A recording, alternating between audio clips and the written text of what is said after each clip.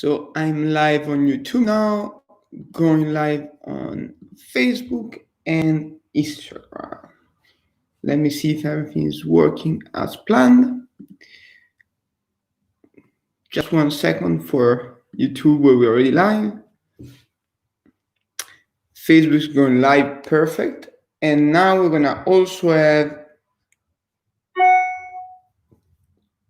Instagram. And we are live everywhere. Wonderful, wonderful, wonderful. I'm really happy to be speaking to you today. We're going to just wait a few seconds for our followers to connect. But the idea today is really to cover a bit everything we've done in these last very busy days, and obviously answer all the potential questions you might have on our campaigns or our organization, or anything you might want to ask. So welcome everybody. Let's wait just a few extra seconds for people to connect, as I mentioned before, and then we're gonna jump straight into it. I see about a few of our members connecting. Very happy to see all of you here, and I hope there are way more people.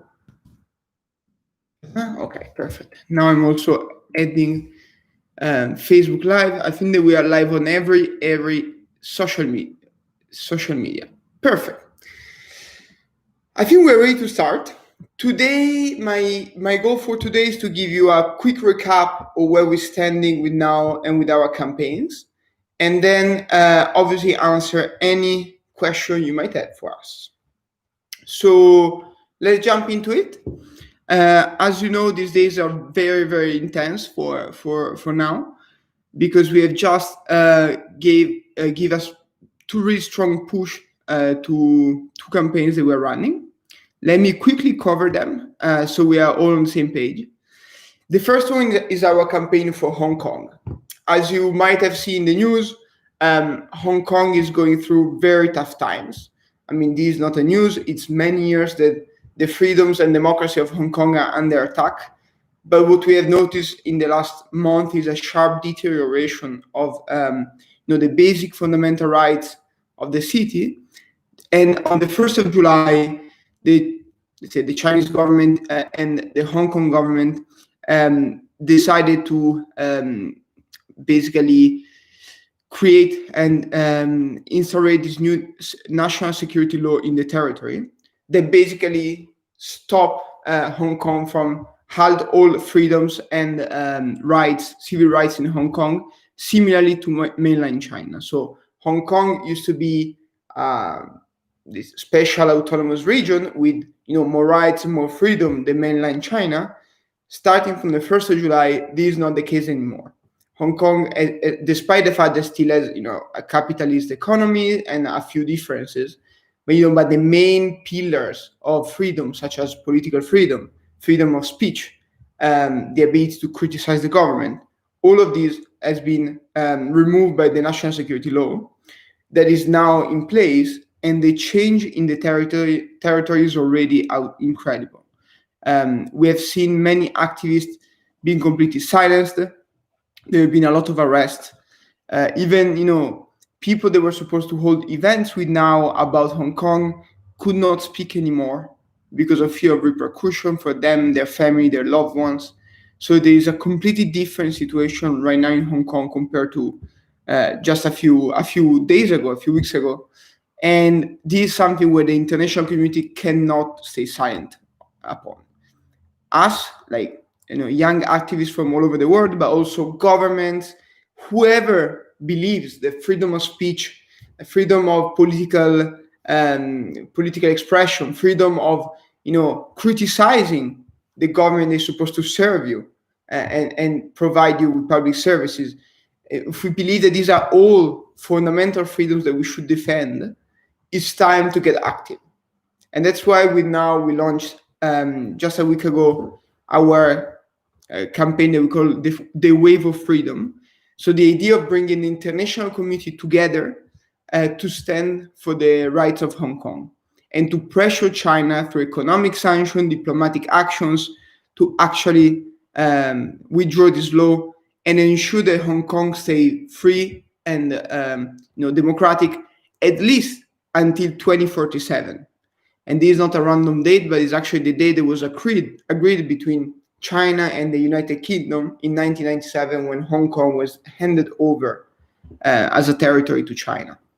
So we launched this campaign. It's only 1 week that is running, but we got an incredible support. We're really happy with the involvement of people, and especially for our, let's say, flagship event or flagship action that we're running now every Friday is our Fridays for Freedom. So the idea that all over the world, people like me, like you, go and sit in front of Chinese embassies and consulates to showcase that the international community is not turning its eyes, is actually following what's going on, is actually protesting for what's going on, and is asking governments to stand up against the clampdown on human rights and civil freedom that we're witnessing in Hong Kong. So we have this big action that is going to happen also this Friday. We are incredibly excited because the first one went so well and it was completely unplanned. So we hope that this Friday is going to be even bigger and cooler. So we're going to, from tomorrow, start a big advocacy effort to push people to show up in front of embassies or take a picture from their home if they cannot go out, or take a picture from their the town hall if they're in a city where there is no embassy or consulate. But be sure to be there. Be sure to show that we are not being silenced, we are not staying shut, but actually we are campaigning against what's going on in Hong Kong. And this is the most important thing.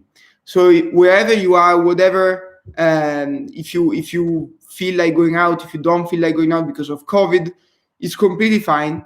Take a sign, write free Hong Kong, and take a picture in your living room, in front of an important building, in front of a Chinese embassy. Show that you are there, because this is the most important thing.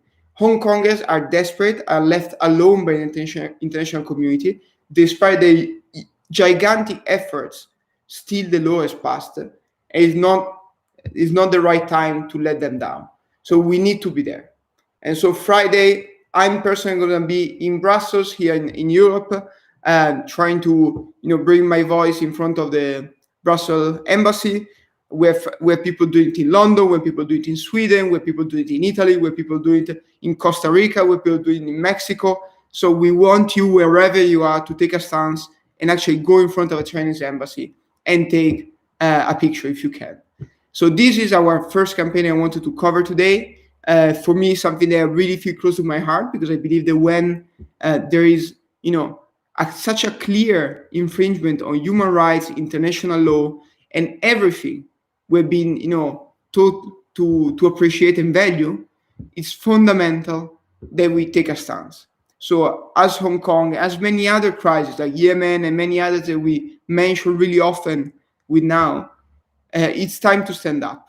So don't let it go. Don't forget about it. Don't think that it's more important to have a big party Thursday night. Do both if you need to, but be there on Friday morning, wherever it counts, to take a picture to support Hong Kong. And there are millions of people, 7.5 at least, they are going to be very, very grateful if you take this small action. For them, it's going to mean the world.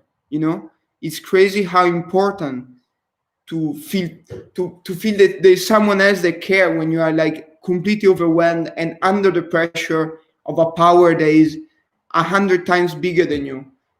Is how important it is to feel the appreciation and the support of someone else. So again, it doesn't cost anything. In the worst case, you get an unfriendly look from someone working in the Chinese embassy, and I think you can survive. But you can bring a lot to this battle. So please do it. Do it from wherever you want, from your living room, from the embassy. But don't forget about it. Friday morning, take a picture, post it online. You can download the social media package from our website. You can be the change that you want to see in the world. Do it this time, please. So having described this campaign, and I saw a lot of comments under my social media. I'm trying to follow them. So I see, I did a mistake with Instagram. I see the Omar saying the international community needs to join in. I completely agree. I see Laura saying we need to make our voice heard, and I completely agree. but this is really important. And I'm also checking on Facebook. I see Tao Yao say it's time to stand up. Tao Yao, I completely agree with you. I think that we need to stand up, and whoever is outside of Hong Kong, because obviously in Hong Kong is a different ball game, is way more risky. So I admire a lot the people that are still protesting in Hong Kong, and I think they are actually incredible heroes. But now I'm addressing my call to those that are outside the borders of Hong Kong. There is no risk, there is absolutely no repercussion, and it's really about taking the time to care about something that is bigger than us. So whoever is following this live right now, please do it. Do it for me. Do it on Friday. Go with a sign Free Hong Kong and stand for what matters, for what is right in this world. And yes, there are many other topics that are important. Completely agree. Let's start tackling one. We'll maybe be able to tackle them all together. Let's start from something. Friday morning, take a picture, post it, and it's going to mean the world to those that are suffering there back in Hong Kong. So that was my call. And I want to also talk about the second campaign that we didn't launch in July, but like we revamped on the 1st of July. There's the one demanding the United Security Council to declare a global climate emergency. Just today, I've seen a tweet from Greta Thunberg saying that this year was the warmest on record, and actually we are already 1.3 degrees Celsius over pre-industrial levels. So we are almost at the famous 1.5 that the Paris Agreement of 2015 was supposed to, put as a maximum threshold for global warming. So we are basically getting there only 5 years after the agreement. And, countries are sadly not doing enough. And let's be honest, we all know that we are not doing enough. We all know there has been a wonderful energy in the streets in 2019 and maybe in early 2020. Then the pandemic hit. There were different priorities. It's completely understandable. But global warming is continuing. And that means that there's going to be a significant worsening of the quality of life of many people around the world, if not worse. There might be tragedies, there might be famines, there might be wars. And all of this is just because right now, when we are still on time, we are not taking action. And that, for me, is the biggest crime one can commit. It's understandable that, our parents or, even 20 years ago, people didn't know much about climate change. They didn't care. Look, history is history. It's difficult to keep people accountable for climate 20 years ago. But today we know. And it's not only, university professors that know that it's a problem. We all know now. We had so much advocacy, so much information, so much social media action that whoever is like following, Facebook knows that climate change is very, very risky and is happening right now.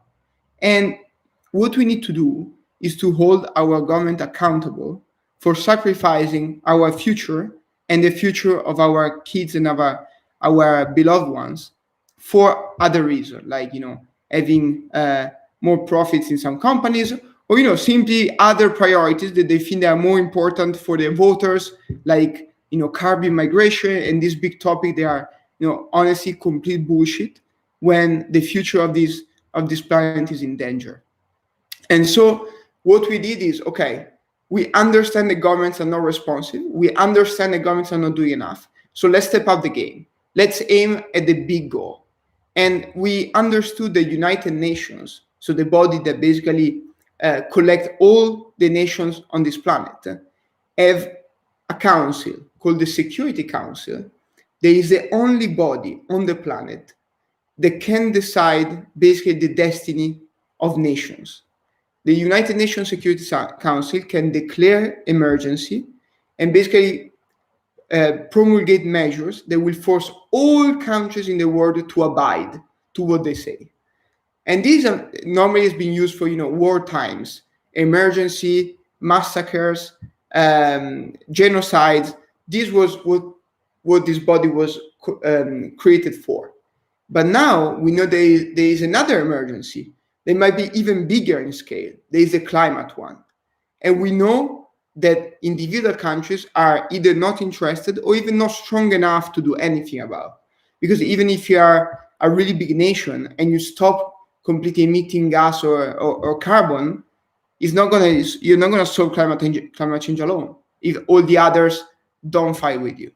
So through the Security Council, we say, okay, Security Council, it's time to declare global climate emergency so that every nation on this planet actually take action. And obviously, the more we participate in that, the easier it is to tackle a problem. And so we started this mailing campaign, bombing the presidency of the United Security Council to take action. And every month, the Security Council is chaired by a different country. And this month is chaired by the really environmental friendly, at least in words, Germany. Germany is a country that has pledged a lot in terms of climate. There is always at the forefront of climate friendly policies. And so we said, perfect. You want that, we want that, let's work together.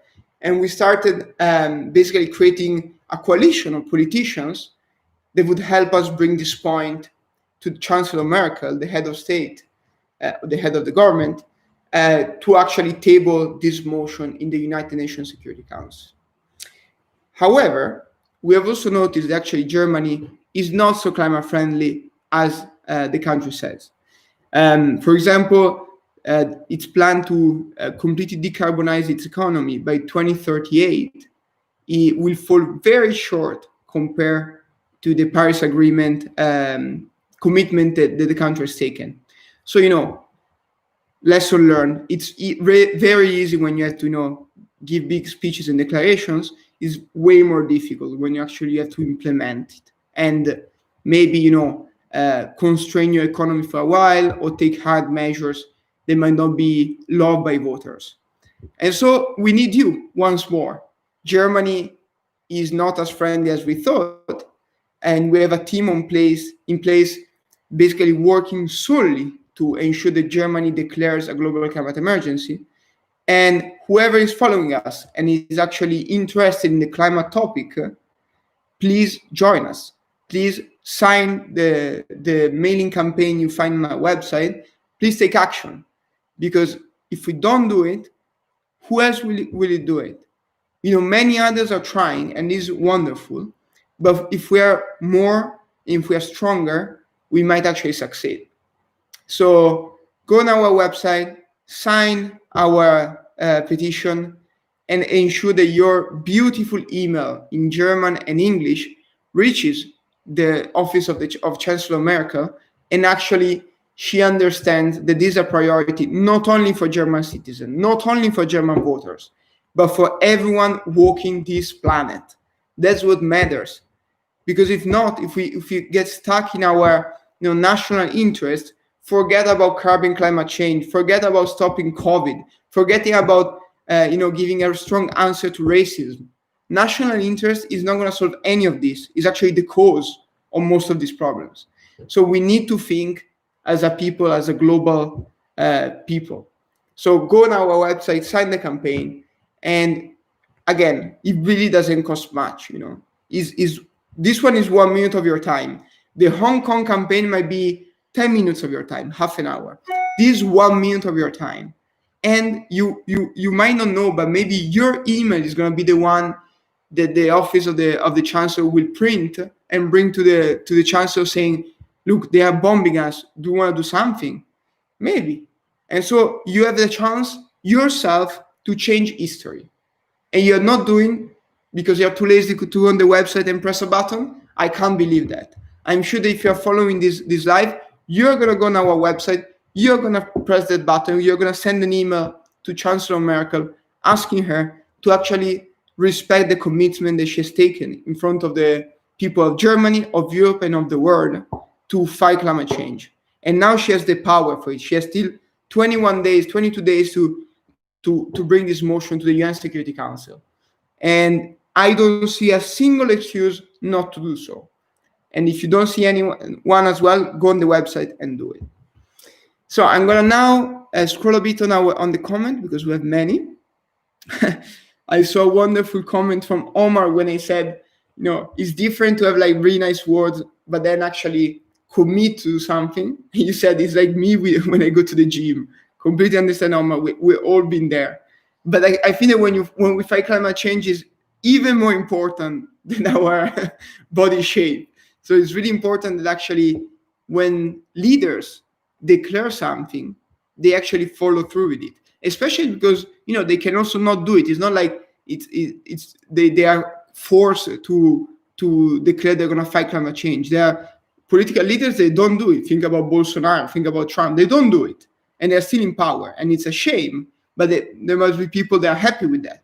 But if you do it, if you play the card, if you make me believe as a voter, as a citizen, that you're going to fight climate change, and then you have the power to do it, this pisses me off as fuck. So I don't believe there's an excuse for a politician to do a bit. If they say they're going to do it, they might better do it. If I go on Facebook, I saw a lot of support still coming from the Hong Kong campaign. Very good. I really love our Facebook community of passionate pro-democracy fighters, because this is what we need. We need people to be active wherever they can. And sometimes, if you come from right now a situation like Hong Kong or many others like Russia and so on, and it's difficult to actually take actions in the street because you fear for your personal freedom and civil rights, do it on Facebook. If you can do better, do it wherever you can, but do it. That's the point. I think that all of us, we have the power to do something. We have the power to move the tide even half a centimeter in the right direction. Even when we grab a drink with our friends, even when we are playing video games with our brothers or sisters, we can do something. Even correcting someone, saying something wrong, it's enough to improve a bit our society. So I'm not saying that all of us should be martyrs for freedoms and sacrifice everything we get for the battles we really care about, but it's enough to do a bit. And what I'm saying in this life is that if you go on our website, you can do very little and help a lot those people that are very in need for support. I like Omar saying we need to send thousands of emails to America. Yeah, that's the idea. We already send a lot, but we need to send way more. I'm still scrolling. So I see there's a comment from Alson Martin say, how can we people in society help to take action? Sometimes it feels rather difficult and we may feel unheard. It's true. As what I was saying before, it's very, very, there are moments where it's difficult to have a voice. For example, if you're in a society where your freedoms are not guaranteed, right? Then you might feel completely silenced. Or even if you're, a progressive German citizen that voted for a government hoping for change on climate, and then you discover that nothing is happening. Also there, you might feel completely unheard, even if the situation is different, but still, you put your faith into someone.